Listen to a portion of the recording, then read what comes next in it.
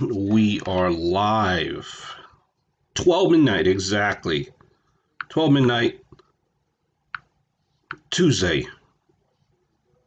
Early Tuesday morning. And what better way to begin your Tuesday morning than to join me on an episode of Cleanpin, where we'll talk about the Raw fallout. We'll talk about WWE Hell in a Cell. All things wrestling. Rich Swann, the Pope, all of that on tap. Raw. And if you're listening to the audio version, this is episode 7. You can download the audio version wherever you find all things audio. Anchor, Spreaker, Spotify. We're on there as well for your audio needs. And there's a lot to get into. On a Monday here, this is the first time I believe I've done this on a Monday where it's always jam-packed on a Monday with obviously various forms of great entertainment. So, just really trying to get the hang of it, hang of this on the audio side here and the video side, live streaming. Monday will not be the permanent day. We try to do this, every Saturday or Sunday, Friday night, and you can see where it kind of, it kind of goes all over the place. So thank you for your patience with that. If you're not so much a wrestling fan and you just popped in here, you're a casual wrestling fan, I totally understand. I do other things here besides talk wrestling. We talk other sports, UFC, NBA, MLB. We talk everything under the sun, NFL. So you're welcome to please subscribe. And I put out last week or so. It's been really busy with work, so it's kind of content hasn't been up and running, but the content usually is. At least 3 videos per day based on the top news stories.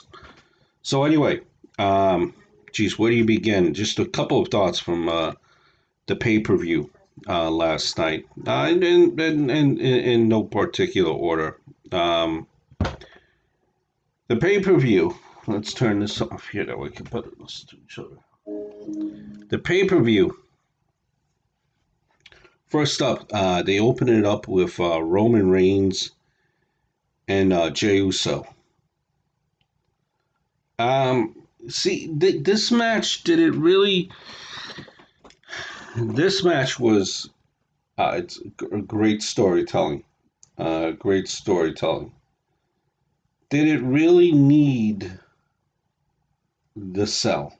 It was the first matchup right out of the gate, and the match was good, close to a good 45 minutes. So they really went into it.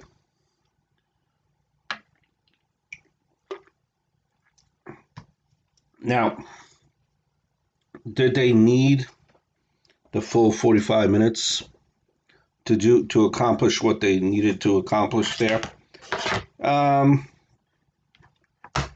I don't think so. I think they could have done it in a shorter time frame.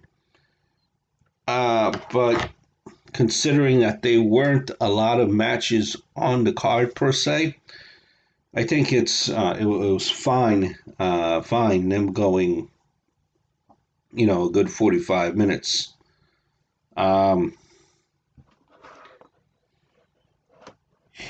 What I'll tell you too is did this match even need a cage per se? I don't even really think that it needed a cage, quite honestly.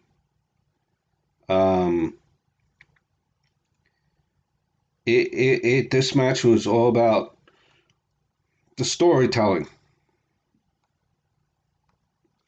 Now, the match was brutal. Don't get me wrong, but the reason why I say that they need this Did they need the actual cage? No, because they really did not use the cage at all. Majority of what was being done was done outside of the cage, not in the cage. Let me rephrase that. The cage wasn't being used as a weapon. Okay, the stairs, the ring post, that was being used as a weapon. So in actuality, in essence, I don't think the match even really needed to be in a Hell in a Cell. But I get why they would use it, because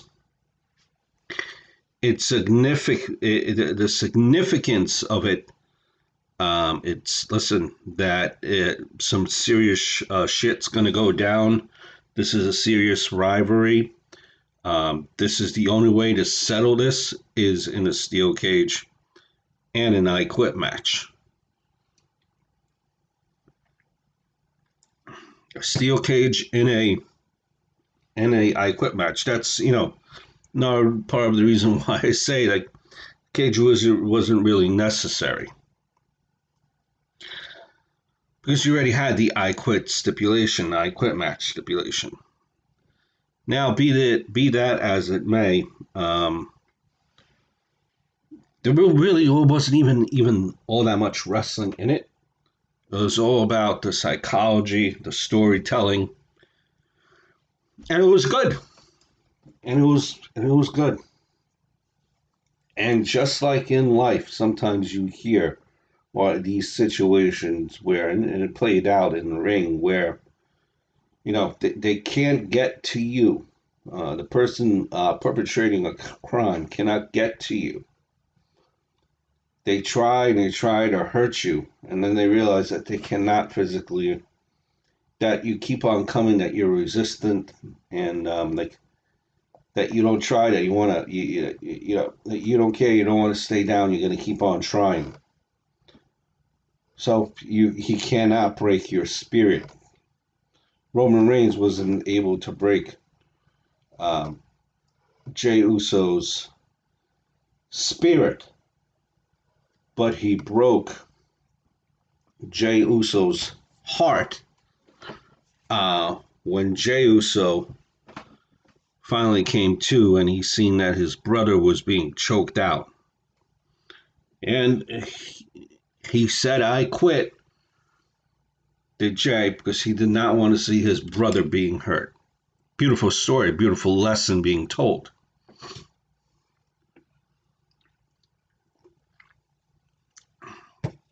My only question in all of this, set up this match,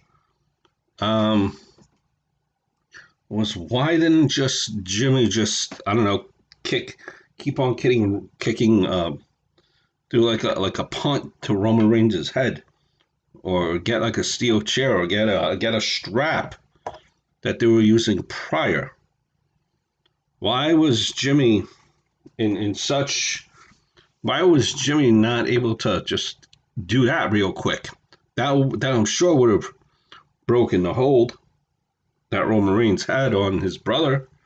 Am I right, or like was that too far fetched? Because he did come too, or were we supposed to believe that Jey Uso was that battered that he couldn't even stand up, couldn't even get any form of help, protection? I don't know. It just seemed like that would have been the common thing for Jey to do, is just get a chair or a strap and keep on attacking Roman until he finally let go of the hold.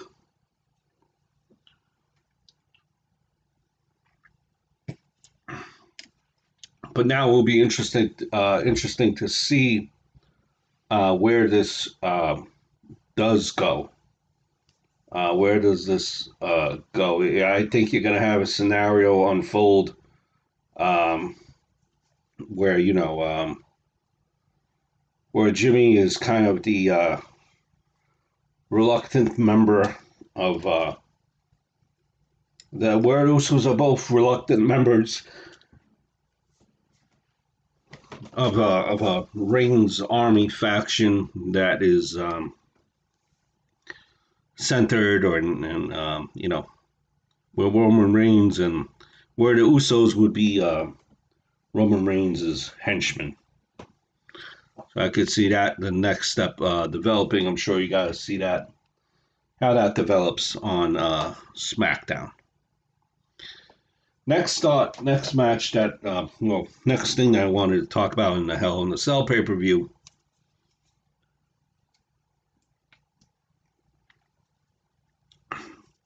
was the breakup of Otis and Tucker. Otis and Tucker break up, and it's funny. What develops after this is Tucker turns on Otis, causing Otis to lose his Money in the Bank contract. I don't know. With Otis, it just seemed like he was on such a momentum. They take away Mandy from him. Now they take away the briefcase from him. I think this was I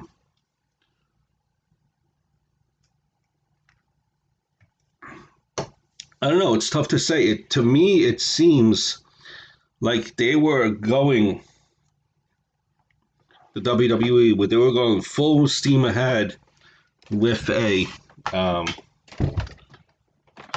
just trying to see how this works here.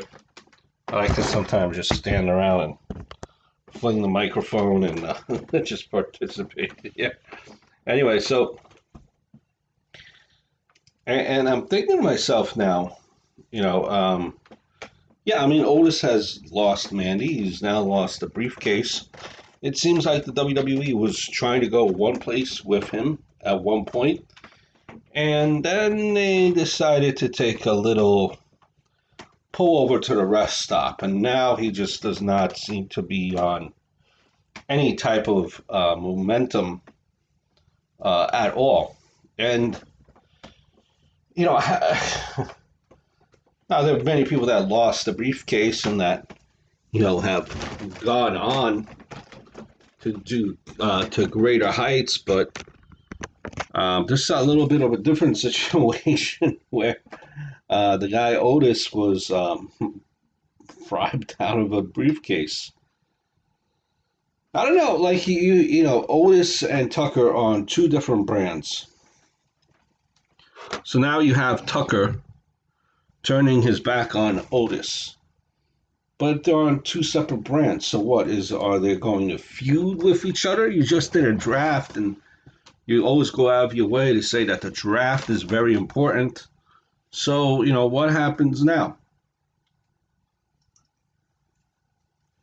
What happens now is, are they going to invoke the rule where an athlete can come over 4 times to each other's brand? I guess there was some type of thing that they threw out there that it's part of the four match or four appearances on the opposite brand. Is that what they're going to do? Are they going to do a kind of a quick little feud there between Otis and Tucker?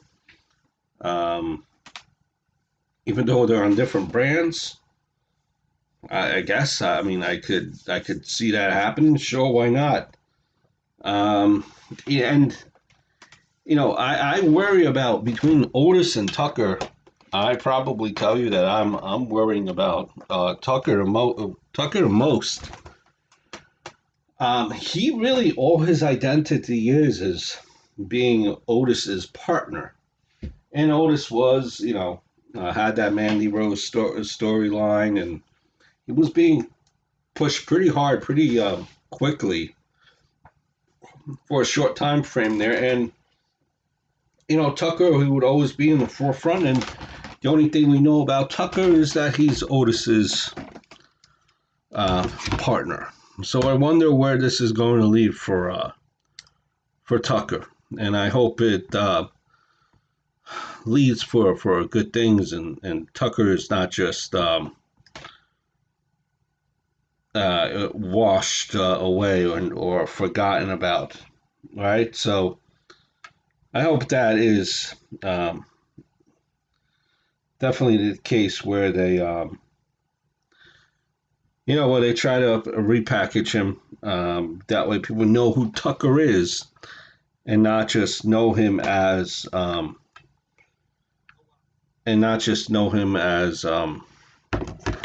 the partner or the former partner of heavy machinery. So it was interesting in watching that and how that developed. And as soon as you seen Tucker there, I don't know about you guys, I thought to myself, "Yep, there he's going to turn," and that's what happened. Now I want to take a short little break here, guys, to kind of recharge, regroup. Do want to leave you with at least a sound or the video if you want, but at least the audio of a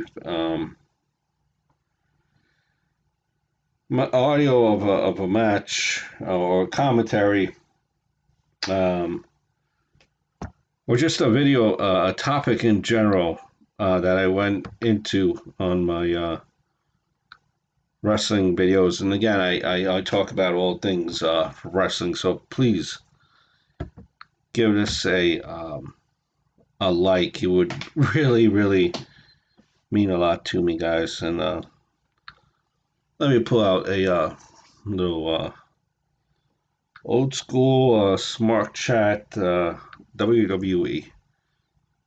They could serve as a little commercial break. Let's see. Let's see.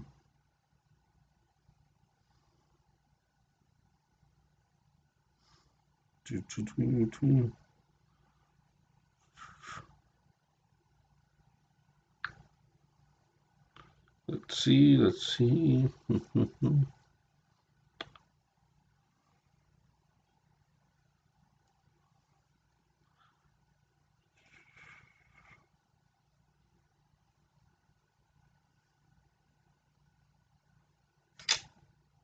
Let's see.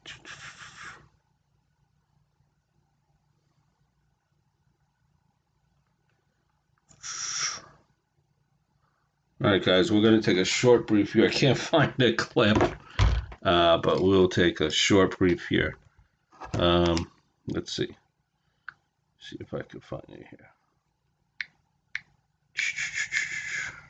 Ain't that the thing? Whenever you need something, could never easily find it. All right.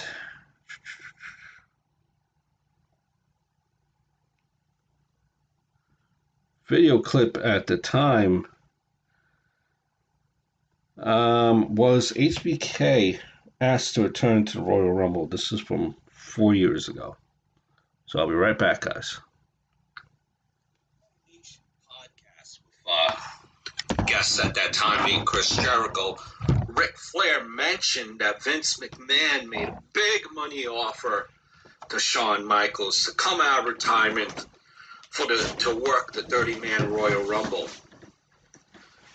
Now, this is just a rumor coming from Ric Flair on his podcast. By the way, I thank you for watching, like, and subscribing to my channel. Gonna try to pump out some more wrestling videos like I did in the past.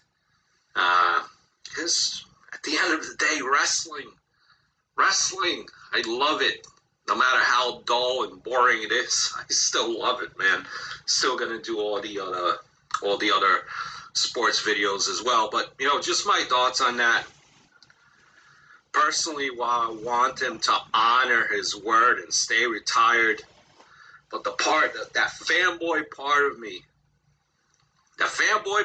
thinks, what if AJ Styles is in the Royal Rumble match? Just makes me want to say, fuck it. Shawn Michaels, AJ Styles, dream match. 10 years too late. But it'll be a dream match if those two face even at the Royal Rumble. But then a part of me also says, it's what a waste of HBK's talent that would be. I'm sure the only point would be for him to help Triple H in that Royal Rumble match. I don't think HBK will ever come out of retirement, honestly. But if he were to do it, oh man, if it will be a WrestleMania match versus Daniel Bryan or AJ Styles,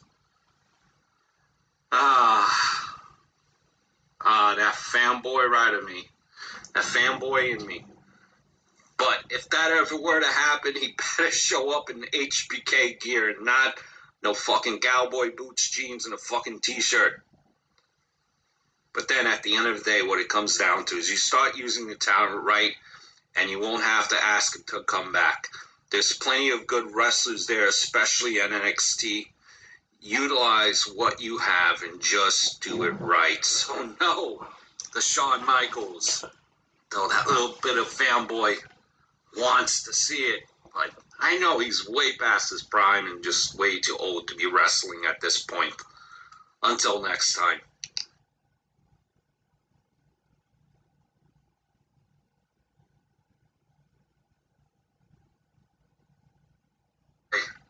Wants to see it, but I know he's way past his prime and just way too old to be wrestling at this point.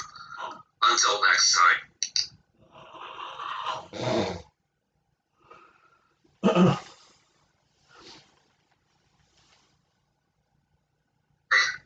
Wants to see it, but I know he's way past his prime and just way too old to be wrestling at this point. Until next time.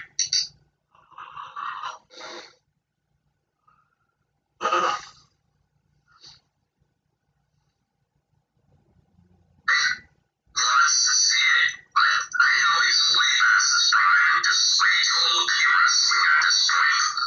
Until next time.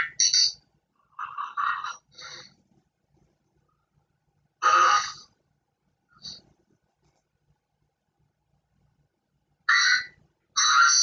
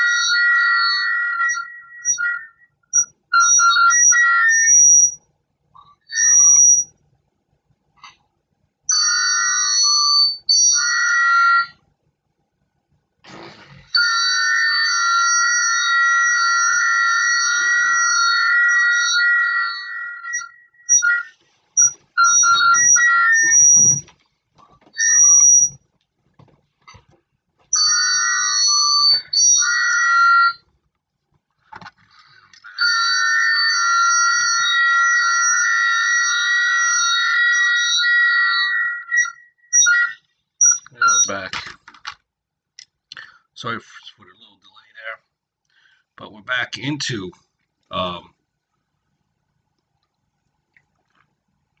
I do please ask that you subscribe.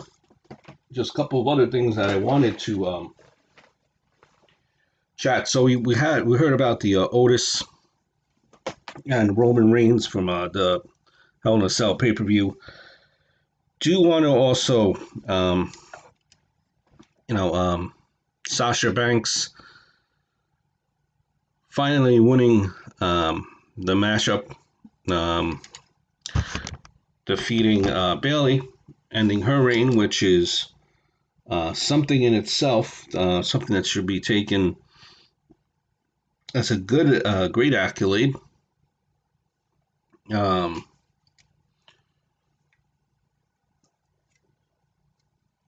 did they have the best matchup? Um, no, not really. Um, I think they tried, but it wasn't the best match. Um, and even though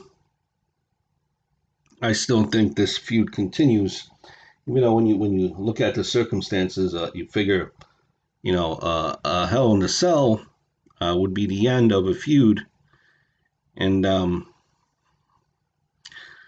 I think they still have a ways to go. I don't think this is the end of these two facing each other. Speaking of not the end, Randy Orton wins the WWE Championship for 14th time. 14th time. Hold on, guys. We'll be right back.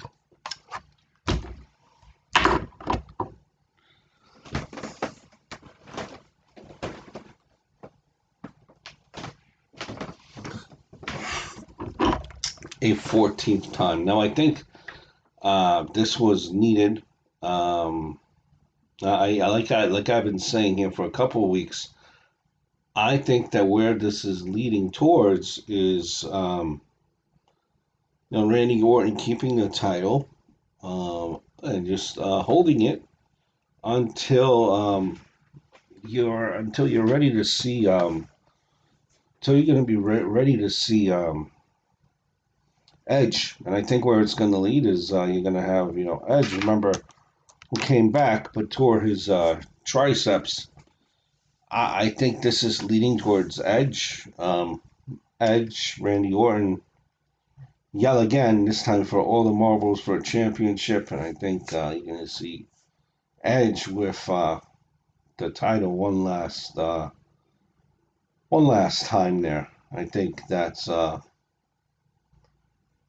definitely coming for Randy Orton. And a lot of people listen are you know, knocking Randy Orton. He's not for everyone. His style is very methodical, very slow, very methodical pace. But again, you've seen the company coming with all these series of matches that they had um, in in these pay-per-views. So you've seen it coming, and I think I think that's why it was done. I think that windmill is still located. Windmill. Wait, where did that come from? I was thinking something completely different. Just lost my train of thought there in that brain fart. But yeah, again, it's a match where Bailey and Sasha Banks. I don't think their feud is over. I think it's still it's a lot to be told here. Speaking of which, a match that I really didn't care for. You had Bobby Lashley defending his title against one of the members of Retribution. Now, I think Retribution is falling apart really quickly. I think they ruined, for lack of a better word, I think they've already ruined Retribution. That's right. I think they have already ruined Retribution. Or since the Raw draft, they were embarrassed by Bray Wyatt. Um, embarrassed by them. One guy in the Fiend taking out, just wiping out the whole everything. It just take one. I just took once, and he's already back in the swing of things here. So it's going to be an interesting couple of months. Very interesting.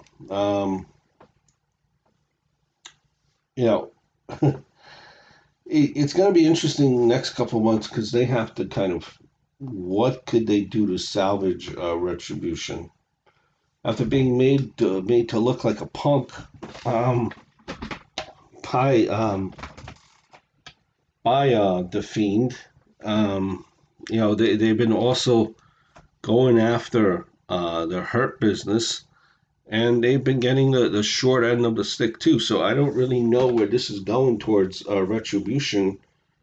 Besides simply looking like fools the last couple of weeks, and how are you able to take them seriously now at this point? Right? I mean, it's hard to take these guys seriously after they just basically been knocked around and made to look like bitches in the Retribution. As soon as they got in, the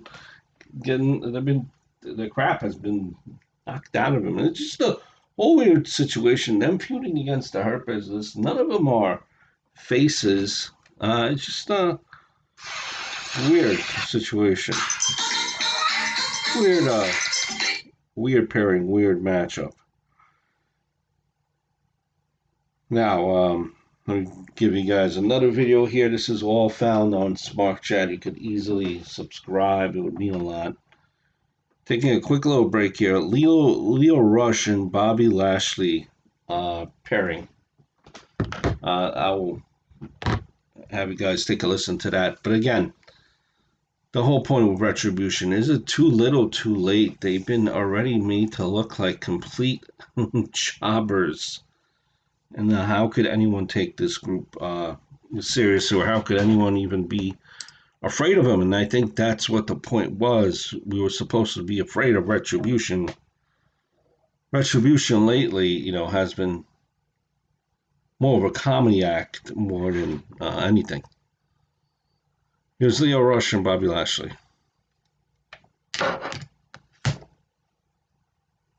Now, if I were just to give my 2 cents here on this matter, can I please?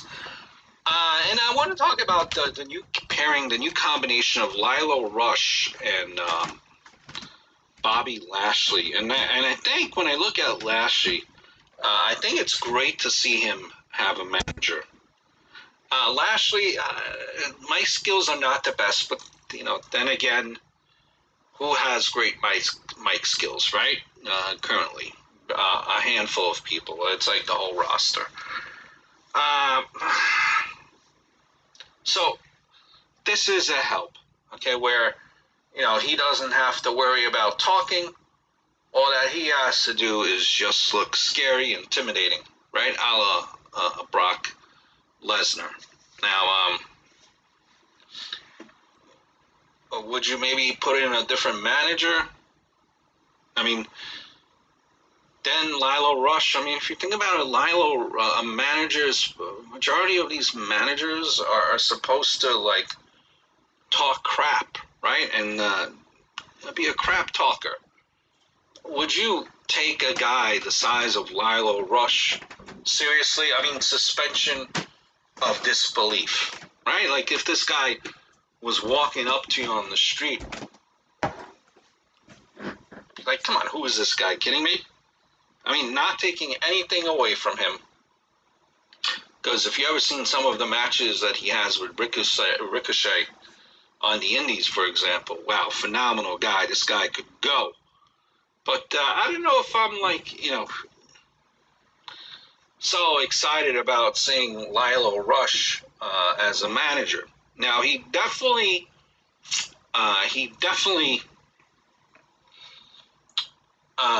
could talk. Don't get me wrong, he definitely could talk. I mean, I kind of equate this to like Spud being the manager for AOP. It just, it just looks weird. He kind of, you know what I mean? Like you taking that um, duo, taking that relationship seriously, you can't find it.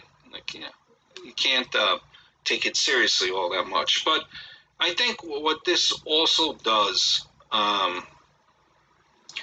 Lilo Rush and Spud being managers of their respective clients there, what it does is I think they hope that some eyeballs will kind of tune in to 205 product, bring it some relevance. And plus, if you think about it, I'm not 100% sure of the schedule, but I don't think many 205 guys besides the 205 show are actually being used. So if you're paying all these talents, uh, a good chunk of coin there, why not utilize them? So he could definitely do the mic work from what you hear of him. But do you take him as serious as a guy like Paul Heyman? Now listen, Paul Heyman, at the end of the day, is a coward still in storyline, but he just looks more bigger and more intimidating. Where if you are a regular dude, you might think about, Paul Heyman could probably knock me out. Could be close here. But smaller guys like Lyle Rush and Spud in storyline, do you really take them seriously? I mean, in suspension of disbelief, do you really take them seriously? I don't. But I see what it does as far as it doesn't have to, takes the focus of the mic off of Lashley's hand. I hope all is well. Look forward to speaking to you very, very soon. All right.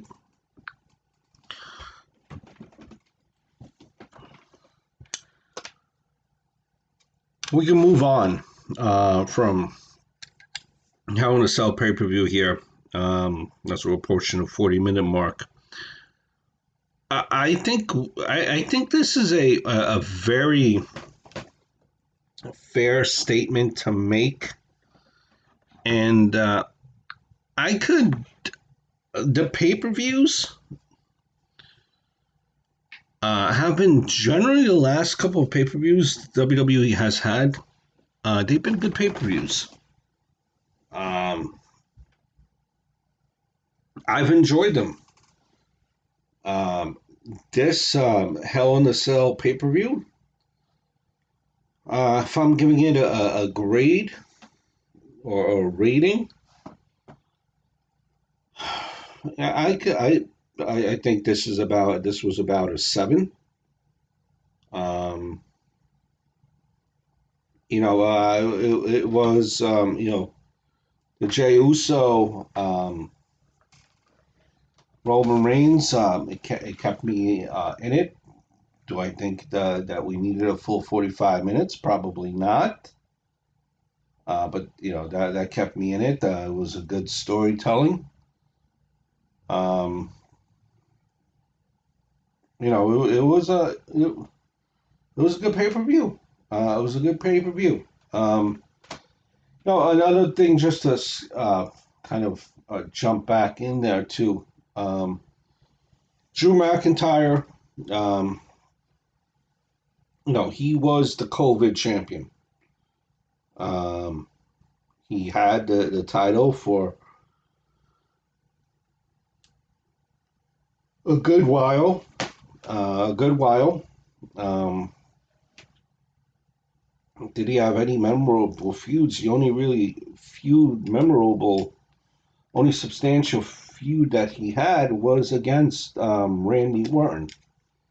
And you could even like argue what was, having all these matches against him. Why, would Drew McIntyre continue to, in storyline, just put up the championship? He could have been like, Randy Orton, who's, you know, this guy again challenging for the championship. I already defeated him a couple of times. Why is this guy looking for another title opportunity? So, you kind of have to use your suspension of disbelief as to why one man would get so many title opportunities. But Drew McIntyre. Listen, his major feud really was against Randy Orton, which he lost. But he had other knights or other opponents that he was able to destroy and destroy pretty damn well. So it's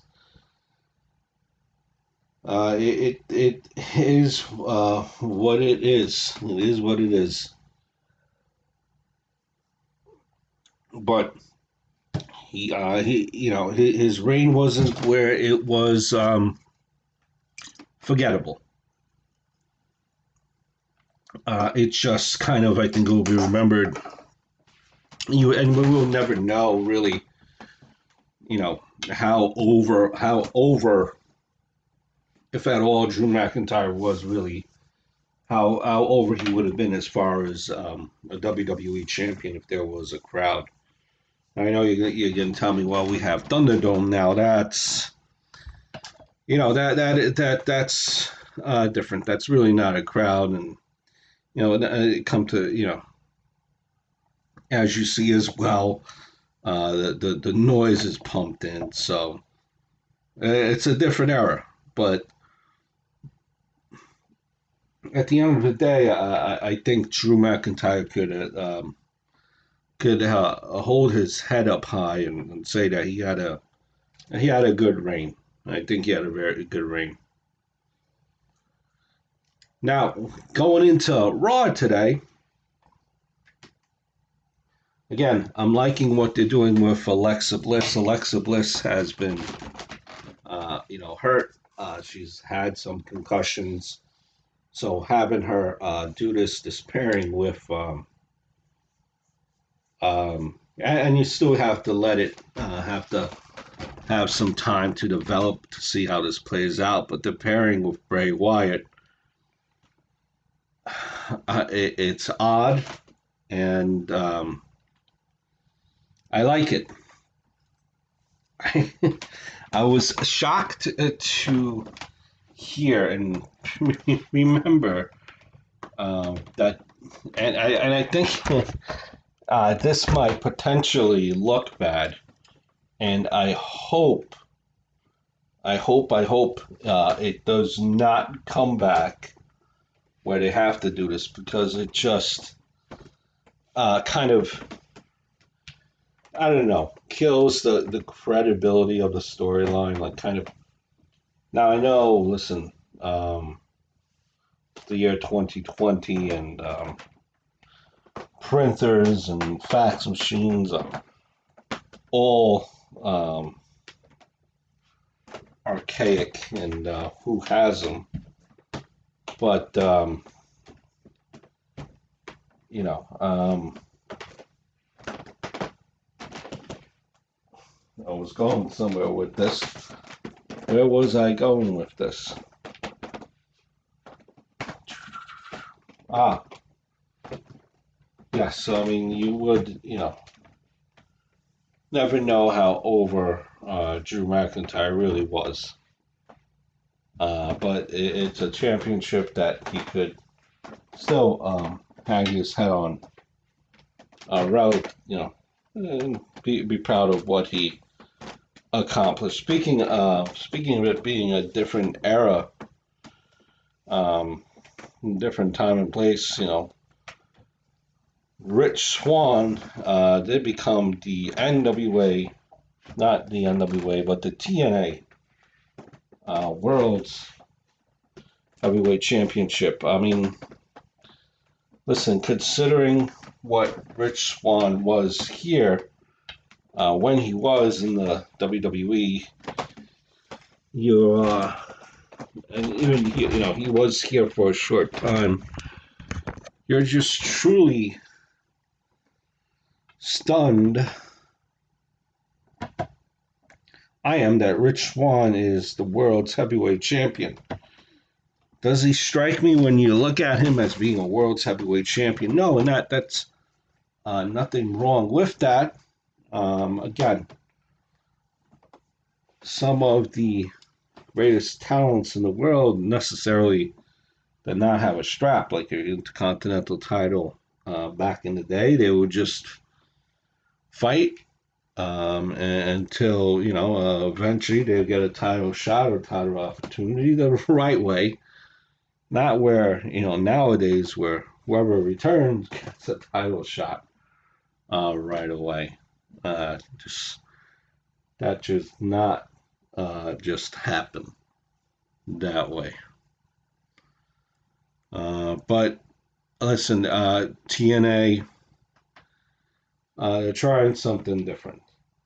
Um, Trying to get attention because that's what you need. You need attention. Um, you need attention. So he is outside with supervision because it's just been so bad lately here um, with the weather. So just thought I'd throw that in there. Um, you know, but it's a different era. Okay, so it's a COVID era. Swan is your heavyweight champion. I mean, why not? I guess let them try something different. They kind of put all their eggs in a basket with Tessa, and then she just kind of disappears. So why not Rich Swann is what I have to say. Why not? Give it a shot. See what happens. See what happens. Hold on one second, guys.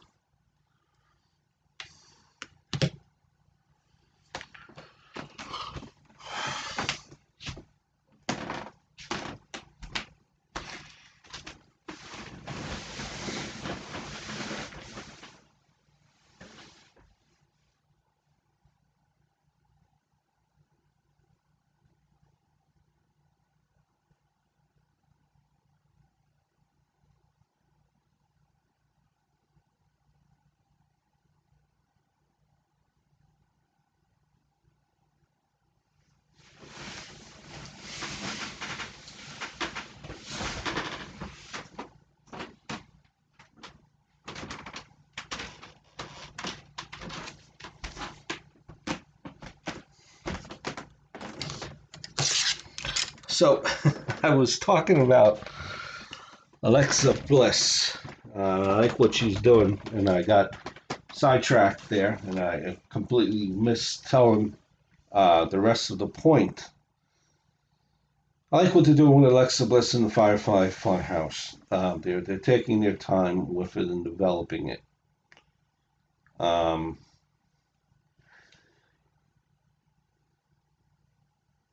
and it's giving Alexa Bliss a way that way she's on TV and she does not have to be constantly wrestling because of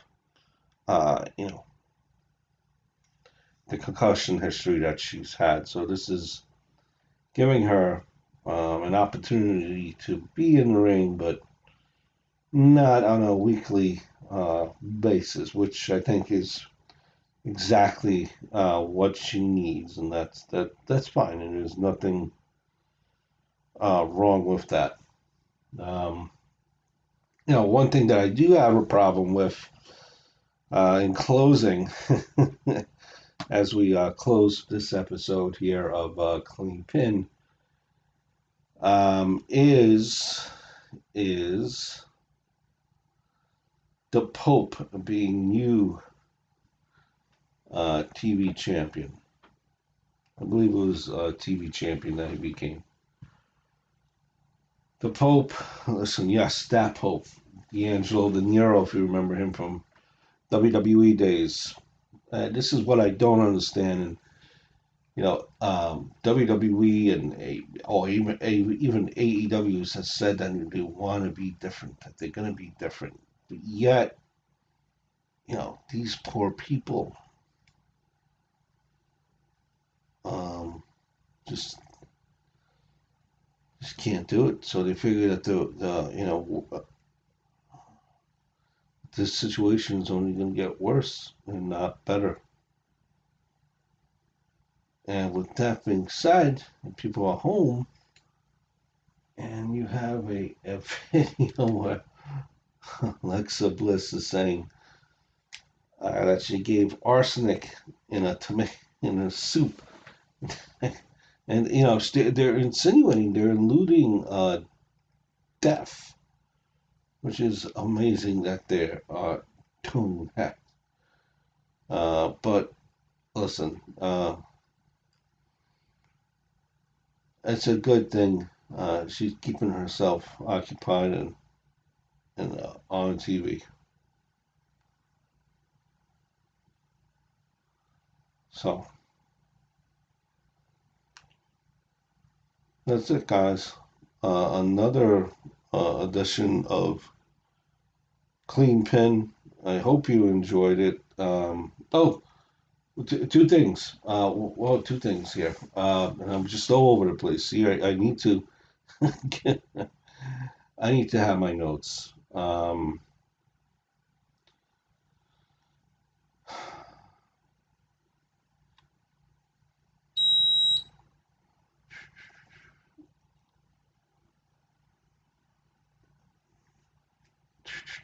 Where we go? Oh, Pope. Pope is one I wanted to get into. Pope moves. I'm a big fan of the NWA. Right? Pope D'Angelo De Niro. And I got sidetracked again before with that. Uh, he hasn't wrestled in a very long time.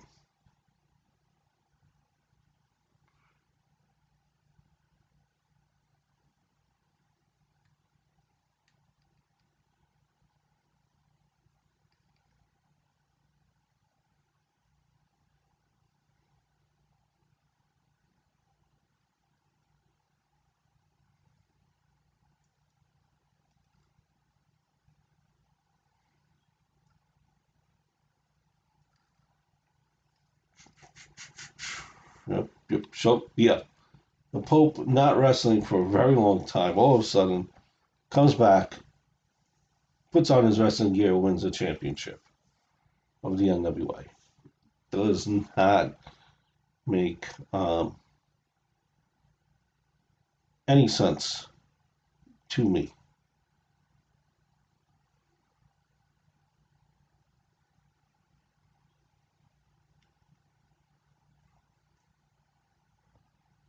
One another fun edition of Clean Pin, guys. I hope all is well. Definitely check out the audio of this podcast, and thank you for bearing with me as I'm ready to go up and running off the glass. So, hope all is well, guys, and I look to speaking to you guys very, very soon. Mahalo.